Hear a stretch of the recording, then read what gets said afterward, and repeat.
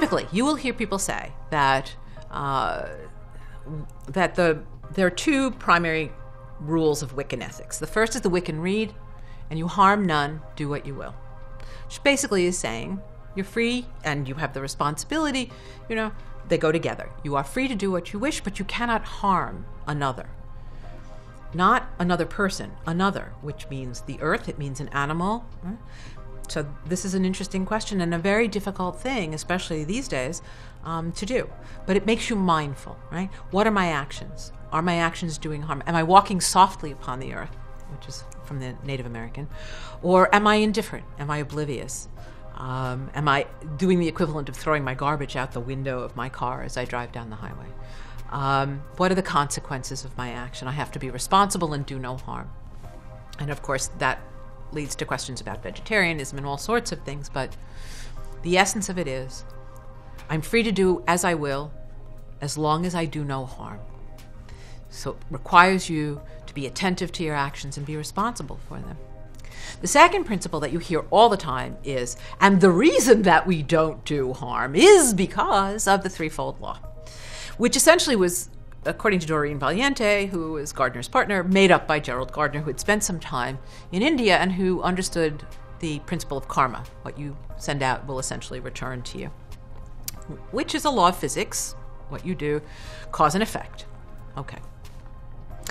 But he took it and made it a law that went beyond that, the threefold law. So in other words, I won't do something bad. I won't cast a spell that's negative or harmful, or I won't do baneful magic or hex anybody, these old terms, because something worse will happen to me. It'll come back to me 3 times over. That drove me crazy from the very beginning. What with being a lawyer, having majored in ethics, it drove me crazy. It didn't make sense in terms of the laws of physics. It's not the way nature works, and this is a nature-based religion. And as I thought about it, I realized it's punishment. Essentially, what he was doing was saying, I won't do something bad, because if I do, something worse will happen to me. That's punishment. And that's not appropriate.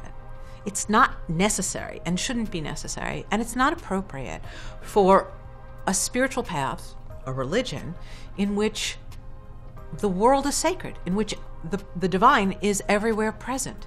It is necessary to have the threat of punishment and to have rules and laws of that sort when God isn't present in the world.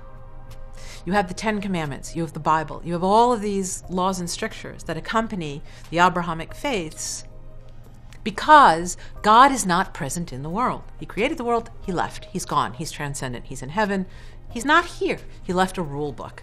And we can all see how well we've been doing with the rule book. The threat of hell, the threat of punishment, these are not the foundations for ethical conduct. It's based on self-interest and avoiding pain. That's not ethics. Ethics is much more profound. It has a much deeper and more profound motivation.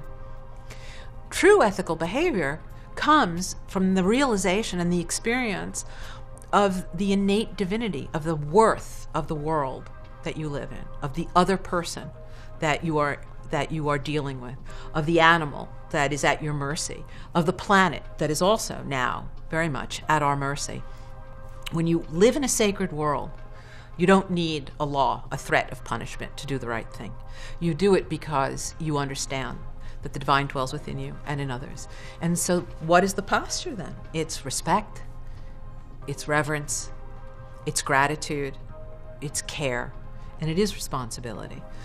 So I am deeply convinced that the true ethical norm for all the pagan traditions that are essentially pantheistic or panentheistic, that understand that creation is the expression of divinity, the ethic is very simple. We live in a sacred world. We live in a sacred universe. And so we seek to live in a sacred manner. And it's the earth that teaches us what that means.